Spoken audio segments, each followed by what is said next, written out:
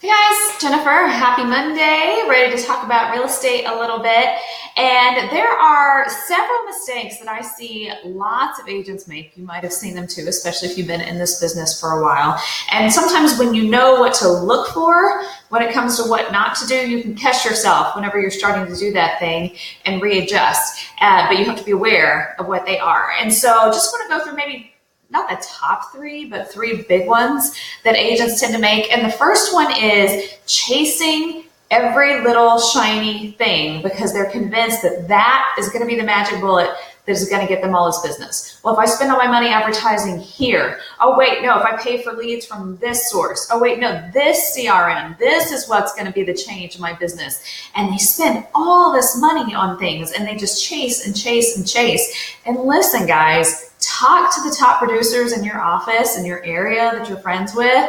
Most of them are doing the same old basic stuff. The reason agents pay for all these things is because they don't want to do the basics, make phone calls, network, go meet people. I have a good friend out here in my area. He's killing it right now. When I started to pick his brain about what he's doing, literally nothing, like not spending money on hardly any advertising, doesn't really have a great CRM, is literally just staying in touch with people, going to lunch with people, working his sphere, and he is killing it. I mean, you don't have to spend a lot of money or buy all these fancy gadgets or things like that to become successful in this business. You have to do the basics. So make sure you're doing the basics. Don't go chasing every little thing. That is not what's going to bring you success. The same thing that is tried and true and has brought every top producer in your office success is the same thing that's going to work for you if you do it. So don't look for the easy way out.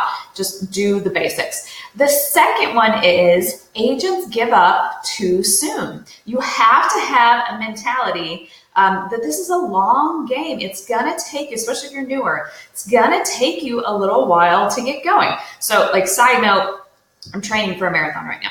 And so I have to do all these different runs, and some of them are as short as 3 miles, and some of them are right now, as long as 12 miles.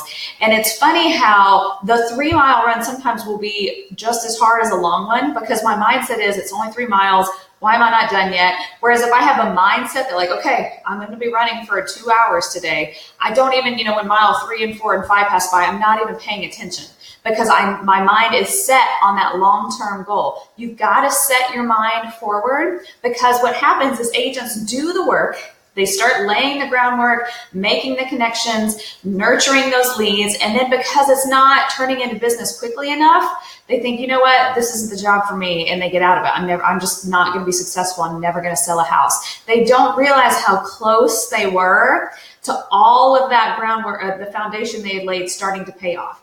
It's a slow grind. Sometimes you will work with clients for months and months or, nurture leads for 6 months, 12 months, 18 months. And then all of a sudden one day they call you and they're ready to buy a house. Or you stayed in front of that seller for 2 years now, and now they call you and say, hey, come list my house. So I think agents give up too soon because they just don't have that long-term mentality. And just know you're going to have to keep grinding it out. It will come back eventually, but you can't throw in the towel too soon. Otherwise, all that work you did literally was for nothing.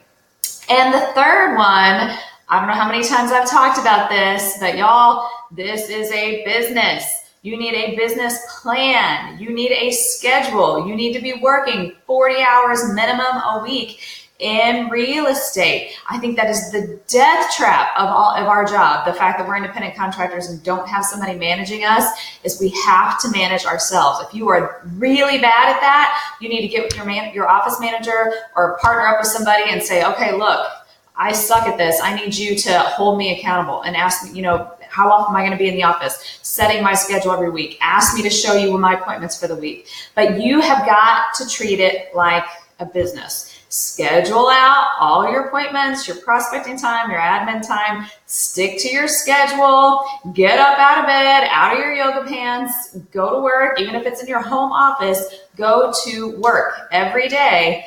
Just like everybody else. You are never going to turn this into a 6-figure career by just kind of working here, kind of working there. Yeah, I'll do an open house this weekend, not making any calls one day. I mean, it doesn't work. It doesn't. There are no top producers who just kind of do it part-time.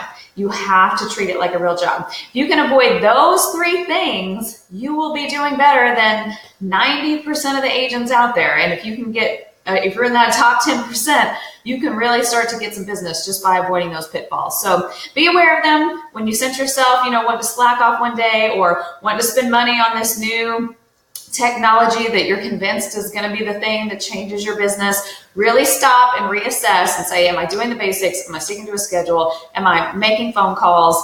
If I didn't close anything this month, that's okay. I'm in this for the long haul, and you just keep grinding away. You will be successful, I promise. Hope you guys have a great week, and I will see you next Monday. Bye.